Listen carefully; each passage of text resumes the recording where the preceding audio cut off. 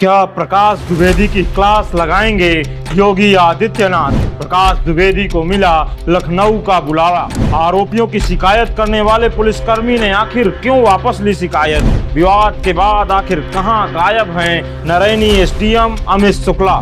क्या राजनीति का शिकार हो रहे हैं बांदा विधायक प्रकाश द्विवेदी? क्या बांदा चित्रकूट में ब्राह्मण नेतृत्व को योजनाबद्ध तरीके से कमजोर किया जा रहा है?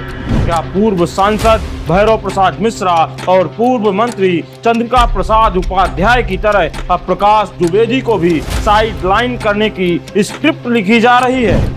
या फिर सचमुच कोई अफसरशाही इतनी हावी हो चुकी है कि विधायक से ऊपर हो चली है? और सबसे बड़ा सवाल, क्या यह सिर्फ कानून का मामला है या राजनीति का ताना बाना भी इसमें उलझा है? इन सभी सवालों के जवाब आपको इस वीडियो में मिलेंगे, इसलिए वीडियो पूरा देखिएगा।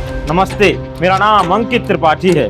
वीडियो को शुरू करने से पहले एक विनती है कि इस वीडियो में मेरे व्यक्तिगत विचार बिल्कुल भी नहीं है। मैंने स्थानीय पत्रकारों और राष्ट्रीय समाचारों से यह सब कुछ जानकारी ली है, इसलिए वीडियो को राजनीतिक दृष्टिकोण से बिल्कुल भी नहीं देखिएगा।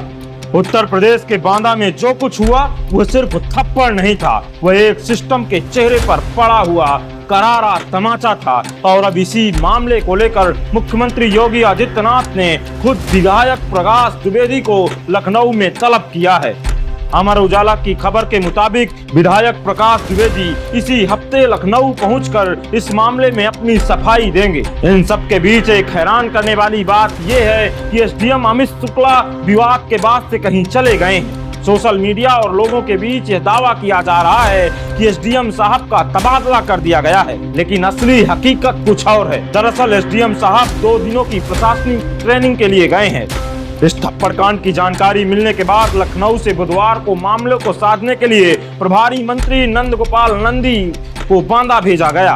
उन्होंने आनन फानन एसपी और डीएम के साथ करीब 1.5 घंटे तक मामले को लेकर बैठक की और इस मामले को यहीं रोकने की बात अंदर खाने में कही गई। इस मीटिंग में अवैध खनन और ओवरलोडिंग की शिकायतों को सही माना गया। वहीं एसपी लगातार जांच की रफ्तार तेज करने की बात कर रहे हैं। मेडिकल रिपोर्ट में यह भी साफ हो गया है कि जिस सिपाही विजय सिंह और कृष्णकांत पर शराब पीने का आरोप विधायक समर्थकों ने लगाया था वह झूठा था। बीजेपी कार्यकर्ताओं ने खुद जाकर उस सिपाही से अब माफी मांगी है। बड़ा सवाल ये भी है कि जिस सिपाही की शिकायत पर बवाल मचा अब वही लिखित में दे रहा है कि उसे इस मामले में कोई कार्रवाई नहीं चाहिए। क्यों? क्या सिपाही पर किसी प्रकार का दबाव बनाया गया या उन्होंने अपनी स्वेच्छा से कार्रवाई नहीं करने की बात कही है? डीएम ने इस पूरे मामले की रिपोर्ट शासन को भेज दी है, लेकिन एक बात बांदा की जनता को नहीं भूलना चाहिए, प्रकाश द्विवेदी कोई आम नेता नहीं है। वह बांदा ही नहीं पूरे बुंदेलखंड की राजनीति के मजे हुए खिलाड़ी हैं। उनके खिलाफ साजिश अगर हो रही है तो उसका असर सिर्फ एक व्यक्ति पर नहीं पूरे राजनीतिक संतुलन पर पड़ेगा। अब सवाल ये है कि क्या किसी को यह डर है कि बुंदेलखंड में एक नया तामड़ चेहरा उभर रहा है? क्या इसलिए रातों रात एक पूरी स्क्रिप्ट लिखी गई जिसमें बालू माफिया, अफसर पर हमला और भाजपाई गुंडा मुख्य थे? यह सिर्फ एक अफसर बनाम नेता की कहानी नहीं है, यह सिर्फ एक सोची समझी राजनीतिक साजिश भी हो सकती है। क्या सच में प्रकाश द्विवेदी को मंत्री बनाए जाने की चर्चाओं के चलते कुछ लोग बेचैन हो गए हैं? क्योंकि जब भी ये मांग उठती है कोई ना कोई नया विवाद उमड़ने लगता है।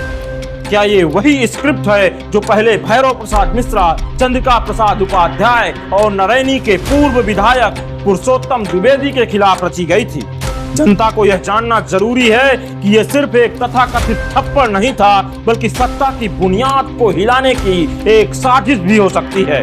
वरिष्ठ पत्रकार अनुज हनुमत इस मामले में कहते हैं कि जब भी ये मांग जोर पकड़ती है कि बांदा सदर विधायक प्रकाश द्विवेदी को मंत्री बनाया जाए, उसी वक्त उनके खिलाफ कई तरह के षड्यंत्र रचे जाने लगते हैं। और इस बार भी वही हुआ जिस बात का डर था।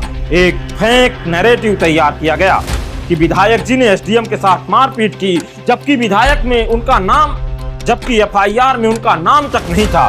कोई वीडियो नहीं, कोई ऑडियो नहीं। कई लोगों को कहना है कि मारपीट जैसी कोई घटना हुई ही नहीं है।